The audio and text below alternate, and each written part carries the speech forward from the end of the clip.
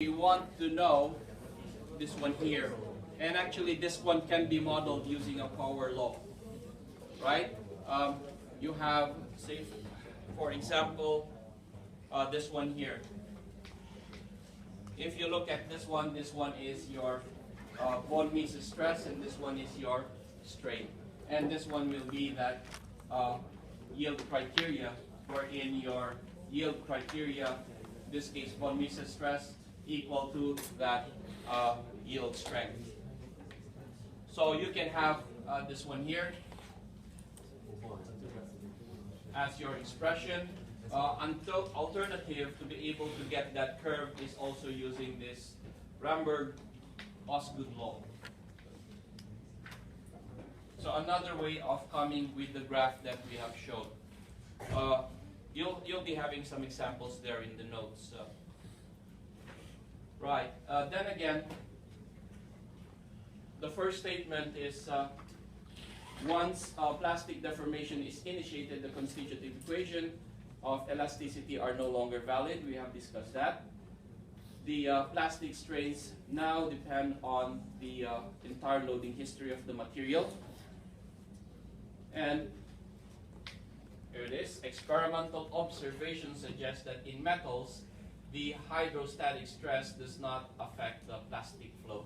So if we have this one to be your plastic flow, this one will now be directly proportional to your deviatoric stress. Again, to be able to equate this plastic strain, so that's the strain, that's the plasticity, symbol for plasticity, dE meaning small, derivative of a strain or just a small strain, and then this one is a plastic strain. This one is similar to your Young's modulus, the lambda, and this one will be your deviatoric stress. So if you try to look at it, so this one is equal to your strain, this is your stress, and this one is your similar to, if you have your stiffness matrix, this one is your compliance tensor. Strain, stress, compliance tensor. Okay, don't be afraid with this one. These are just symbols. Actually, this one can be x equal to y multiplied by a z. So it's just writing it in a more different way of writing. So if you try to look at it, the definitions: plastic strain increment, deviatoric stress, proportionality factor. So nothing to be afraid of with this equation here, because once you have them, then you can simply determine your flow rule. So this is now your flow rule.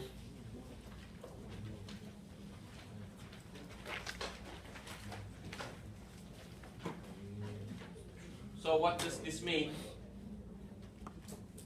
This one is an equivalent strain increment. We will explain what this one means later. This one is your deviatoric stress tensor. We know how to get it, right? We already know how to solve for this one. This one is very straightforward. We also have your von Mises stress. So this one is just another number. So once you get this one, then you will be able to calculate for that plastic strain increment. So that's what you really wanted here. And it's very straightforward, really. It's just understanding the concept. After solving this one, what does that mean? That's more difficult in solid mechanics. It's not solving it, but actually explaining what that number means at the end. Okay, and that makes it more difficult, rather than just following a procedure in calculating the stress. So this is your example, very simple example. Equivalent plastic strain increment is given. Occurs in a material subject to this state of stress. Yeah, determine the plastic strain increment. So again, we have now this equation here. If you try to look at it, what do you want to know? Von Mises stress, deviatoric tensor, or deviatoric stress tensor. So once I know my von Mises, I will now solve for my hydrostatic stress. Once I know my hydrostatic stress, I subtract this one to the normal stresses within my stress tensor to be able to get my deviatoric stress tensor. And after that, I just plug it to my equation. So this is now my plastic strain increment. So this basically explains the stress or the strain that's going on to that material that has already been subjected to plastic or is already within the plastic region. So nothing much at the moment. We'll try to solve more examples for you to be able to get the hang of it later. This one is just the step-by-step procedure. So I think as we go on, you will be able to understand more about theory of plasticity. Okay. So don't be scared about the equations that we have. What's really difficult again is the after part and the before part of the equation. So here you go again. There's another one that I'm going to discuss. It's about the stresses acting at the end of this beam. If you have a beam in bending and you're going to look at the stresses acting or the activities on the beam related to plasticity. Yes? So here you go. For beams in bending, you have this one already. We have derived that already. Curvature, slope, deflection to be able to calculate your moment. It's all there. It's all given. We've discussed this one in mechanics. What is important here is that for the theory of beam bending, the plastic range is entered on reaching the yield point. Strain hardening is ignored. Stress-strain relation for tension is the same as that for compression. And plane sections remain plane. Euler-Bernoulli theory. Here you go. If you apply bending to a beam, or you apply a moment to a beam, there will be a stress here. So if I go back again, there you go.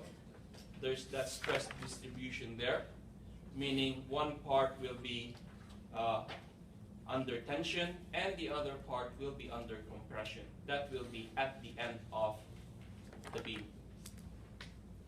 Right? So if you're, well, yeah, a bit strange. Probably I'll have to change this direction.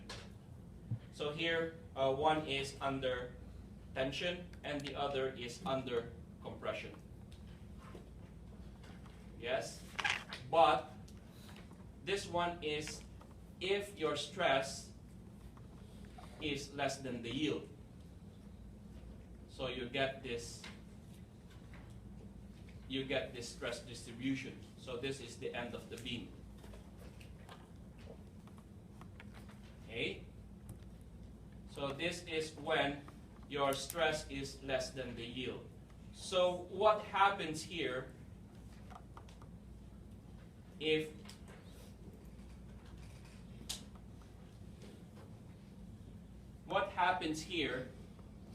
your stress is greater than the yield? Well, you probably will be thinking something like this as well. But it won't happen that way because your material would have yielded, so it will be cut down to this part. What do I mean by that?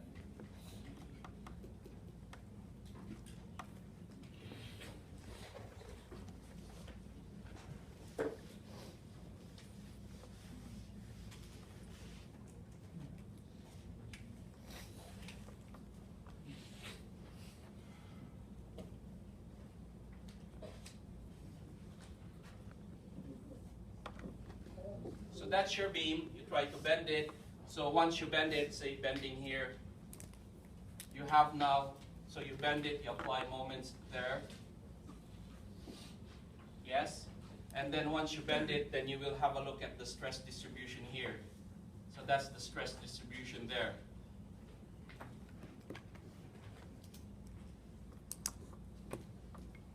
So one end, this end is subjected to tension, while this end will be subjected to compression. Right. What happens here, that's still the distribution once you, wonder if this one will be the right figure. Yes. So what happens here is that once your maximum stress or your stress here is less than the yield, then this is your distribution. Now, if you further increase that stress, so for example, your yield, so this one is a stress, right? And this one is your yield. So it's still before, so that's okay. So not a problem.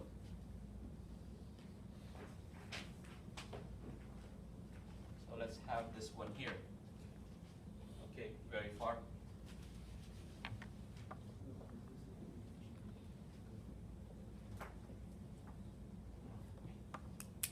Yes. Okay, what happens if the stress is somewhere here?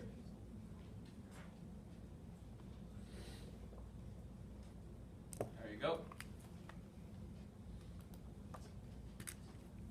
So that's the yield, and that is your stress. So it seems to look like that, but because you already reached this part here, right? So it's going to be cut in that direction. So this is your excess or residual. You cannot exceed that yield, meaning that the maximum boundary, your boundary is that yield.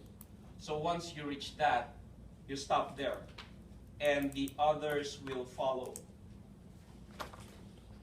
So once you have reached that part,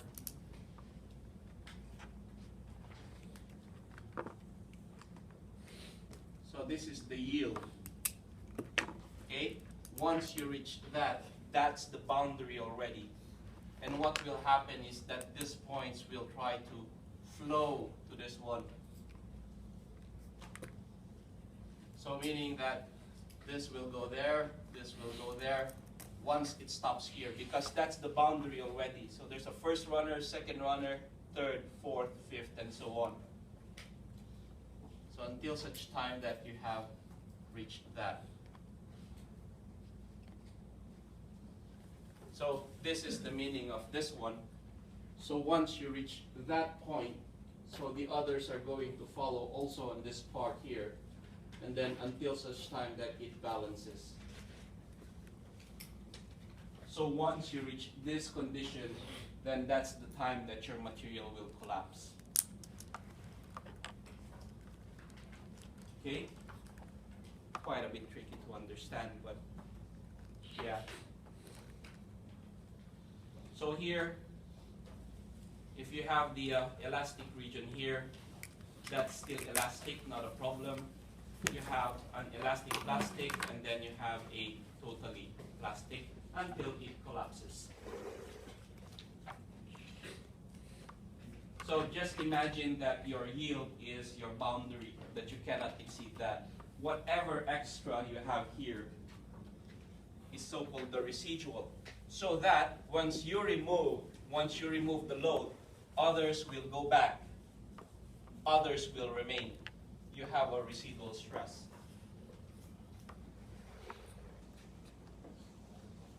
There you go. So this part here, okay, is your yield. So even if your stress will be something like this, the distribution of stress is something like this, but in actual thing, this will stop there and continue to flow, similar to this one here. So this one is just a theory, so that once you remove the loading, then you have some residual stresses remaining in your material. Okay? So have a read.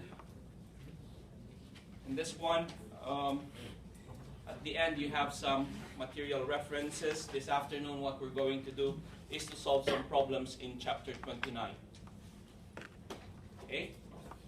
I hope with that we will be able to finish. If we still have something to discuss, I'll probably just discuss it bits and pieces after, maybe starting next week.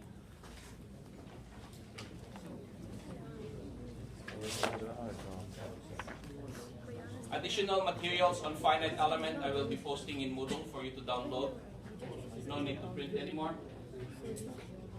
There will be additional materials in finite element because this chapter in itself is not sufficient for you to be able to understand what we want to achieve with that.